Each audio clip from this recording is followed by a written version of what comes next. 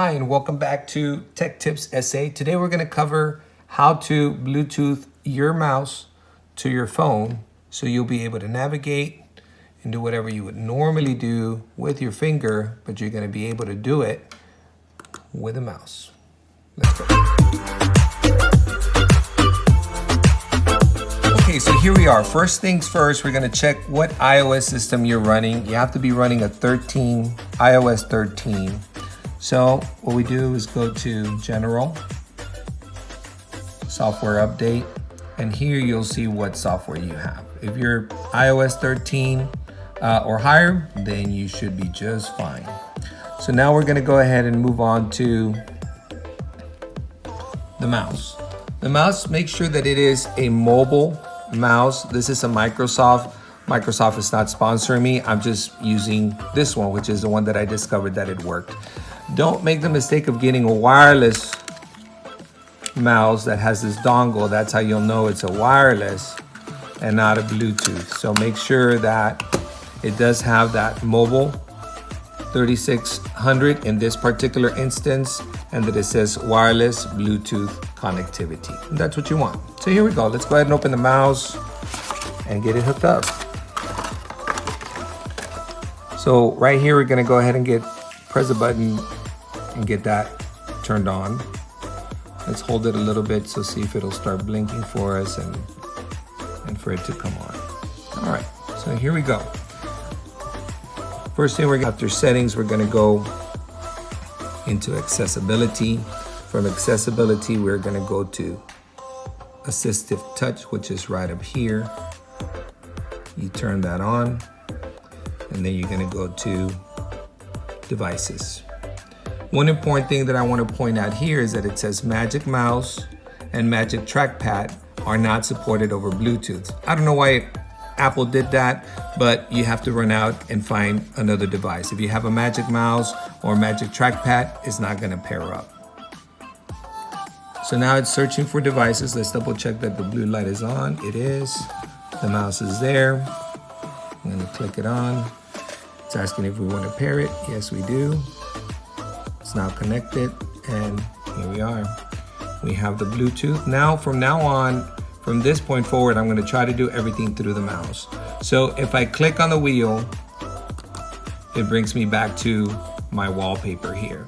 So let's try using Spotify. Here, my scroll wheel, it's actually going to scroll through my menu. I can click on library, I can click on a song that I want. For example, let's go ahead and play this one.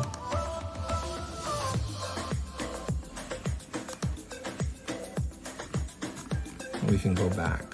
So right now I'm hooked up to my monitor up here because you can see it up here. I'm Bluetoothing this, so it's supposed to come up through the speakers. That's why you didn't hear the song. However, we're running it through here. Go ahead and click on that mouse. Once again, that's the way that it's set up right now. Is if I click on this wheel, it closes it up. Now, there's another way to Bluetooth this, and we're gonna go ahead and go to the second way of doing it. If for some reason it's not paired up, there is another way. For some people, this doesn't work right away on turning on assistive touch and then going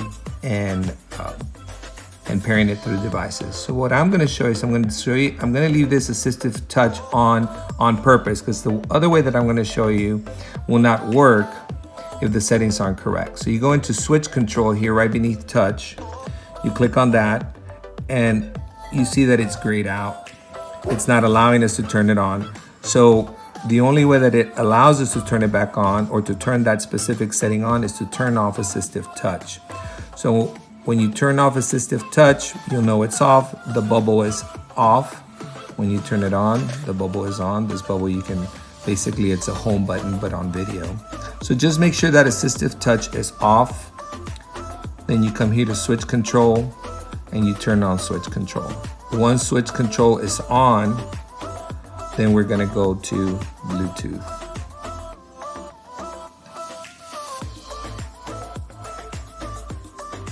Let's make sure that our mouse is on. And there it is.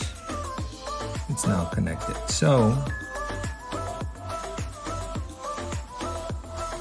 Let's go back to here. So now that it's connected, it means that the mouse is paired up. However, it is not set up to be used yet because assistive touch is not on yet. So that's what we're gonna go ahead and go do here through accessibility. We're gonna go ahead and now turn off switch control. Now we're gonna go back and turn on assistive touch. And here we are. Now you have it paired up once again, which is what you wanted. So as you're scrolling up, once again, I'm using my wheel to scroll. We're gonna click on devices. We're gonna click on the Bluetooth mouse.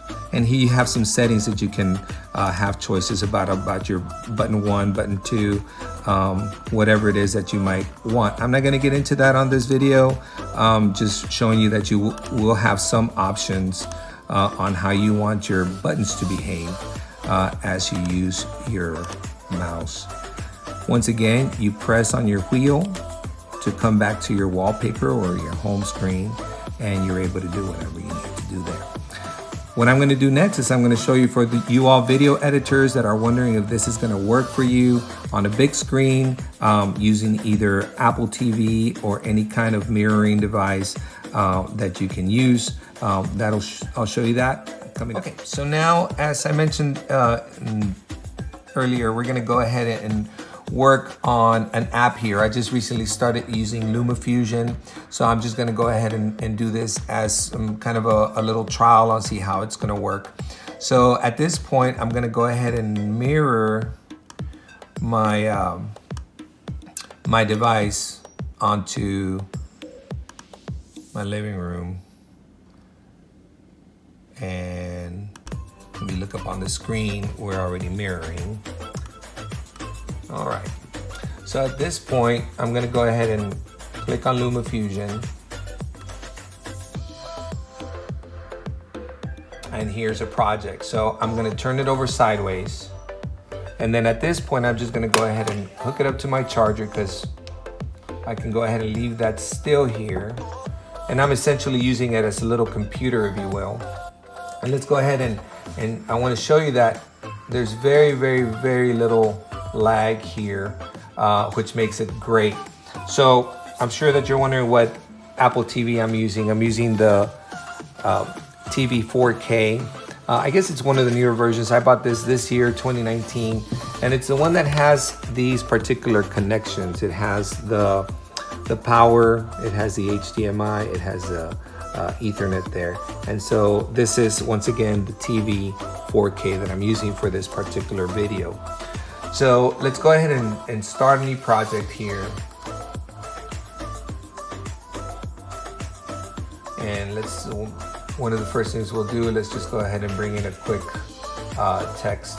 We'll go ahead and click on, and I can click here on the text, and then if I want to just go ahead and start writing the text itself or formulating the text, we can just go ahead and do it from right here.